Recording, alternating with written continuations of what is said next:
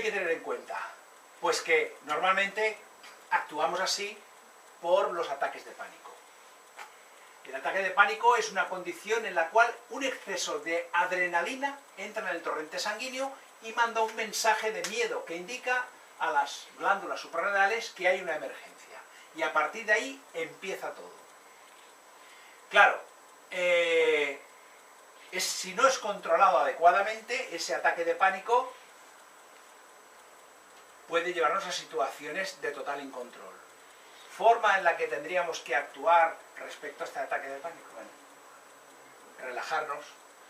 Es difícil decir a una persona, relájate cuando la cosa está como está. Pero tenemos que transmitir, por ejemplo, el contacto humano genera sincronía. Si yo estoy tranquilo y toco a alguien que está nervioso, esa persona finalmente, y además tocándonos el pulso o en una zona de muñeca, llegaremos a sincronizarnos. Y yo puedo transmitirle la serenidad que él ha perdido. Parar pensamientos negativos. No podemos decir, no ha pasado nada, tranquilo. No, porque ha pasado y lo sabe y es consciente. Pero sí que podemos decir, donde estamos a salvo, aquí no nos pasará nada. Sobre todo también, para parar los pensamientos negativos, es importante aislar a las personas que están teniendo este ataque de pánico a una situación en la que no reciban nuevos estímulos que hagan que ese pánico se autoalimente. Usar frases tranquilizadoras, que no es precisamente tranquilízate, me refiero a van a ayudarnos, la ayuda está en camino, etc. Perdón. Y sobre todo, una cosa muy importante, hay que aceptar las emociones. Cuando una persona rompe a llorar, no hay que decirle que no llore. Si la persona llora, que llore. El llanto genera un estado emocional relajante en las personas. Fijaros que las personas lloran por dos circunstancias tan opuestas como puede ser la tristeza y la alegría.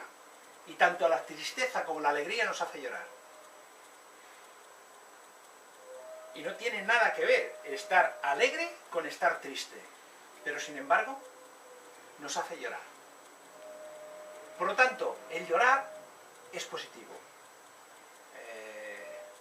Eduard Punset decía que como mínimo debíamos llorar una vez al día, ¿no? ¿Por qué? Porque era como, en una entrevista, decía que era una forma de acabar en armonía. Por lo tanto, hay que aceptar nuestras emociones. Si lloramos, lloramos. Y si la persona llora, que llore. Reprimiendo sus emociones no estamos haciéndole ningún bien. Por lo tanto, hay numerosas investigaciones que dicen que el llanto es beneficioso para la salud, además de ser una natural manera de desahogarse y de liberar estrés y frustraciones. Muy bien. Situaciones de liderazgo espontáneo que se pueden producir, y es gente que de golpe y porrazo aparece en la escena dirigiendo y ordenando y determinando qué se debe hacer. En este caso, las personas implicadas en la emergencia tienen que ser tajantes y autoritarias, de tal forma que esa situación de descontrol del liderazgo no se produzca. El líder es fácil, El líder es, este es el Kim Jong-un, que es el líder de Corea del Norte. Este señor es líder y lo siguen porque el que no lo sigue, pues puede tener problemas. Esta es Malala, aquella chica que ha sido también Nobel de la Paz, junto a un pakistaní, que le pegaron un tiro en la cabeza por ir a estudiar y que ahora defiende que las mujeres estudien. Los dos son un líder, pero a este se le sigue libremente y por convicción, y a este se le sigue porque si no le sigues te pega.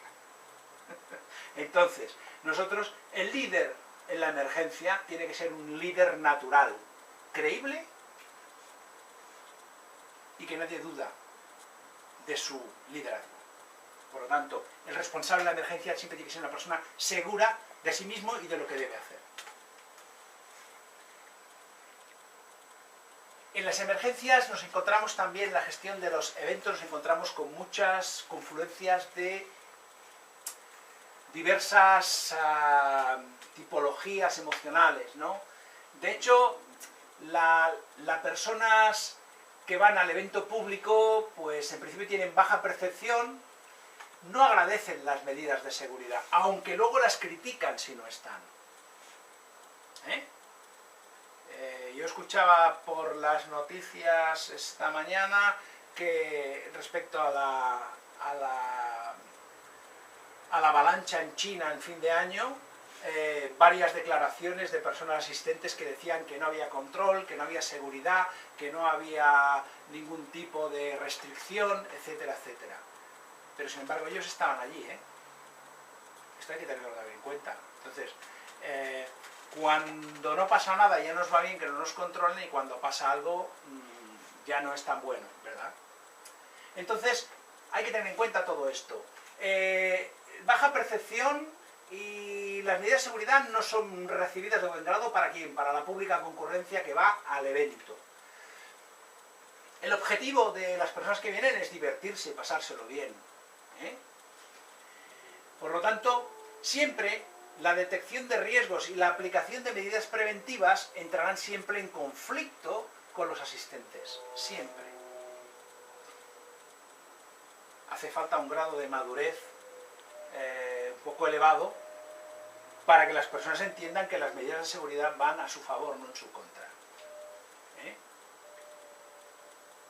Por lo tanto, alta percepción por parte de las personas implicadas en la gestión de las emergencias, baja percepción por parte de los asistentes. Nos estamos encontrando con el blanco y el negro. Por lo tanto, de ahí arranca la problemática y la dificultad de la gestión.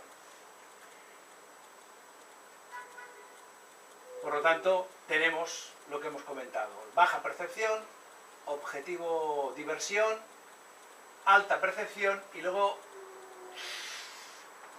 una valoración a veces demasiado impropia en ocasiones de los riesgos internos del evento y de los externos del evento, del lugar donde se realiza. Por lo tanto, muchas veces las medidas de seguridad se tornan un poco una imposición, algo que va en contra de la fiesta, pero todo esto son explicaciones que se hacen a posteriori. Pero cuando se produce la circunstancia o la emergencia y la desgracia, entonces, si no existiese este documento y la alta percepción por parte de los responsables, estos evidentemente acaban finalmente sentados en el banquillo. Detección de las medidas y prevención del conflicto. Es importante. Muchas veces el problema de adoptar medidas de prevención en eventos es un tema delicado porque se trata de aplicar medidas que se basan en la incertidumbre de si se produce o no se produce aquel determinado riesgo.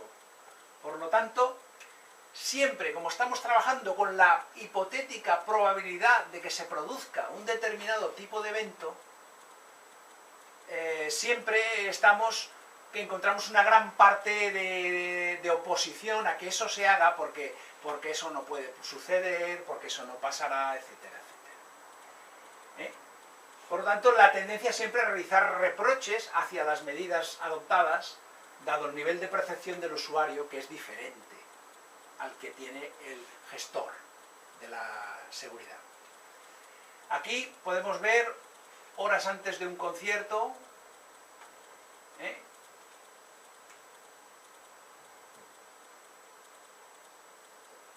y aquí vemos a los de seguridad, a la gente aquí contenida, correcta, ¿no? Y esto fue simplemente porque se corrió la voz de que había empezado el concierto. Se corrió la voz.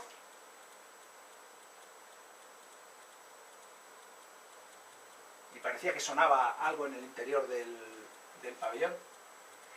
El follón que teníamos aquí fue impresionante. Estas puertas de aquí, con la presión lateral, cerrándose sobre estas personas que estaban aquí atrapadas con las vallas intermedias. Deshacer esto, y no pasó nada, pero podía haber pasado. Y esto fue simplemente por un rumor. Por lo tanto, ya antes de que se produjera el rumor, esta zona de aquí era una zona de alto riesgo.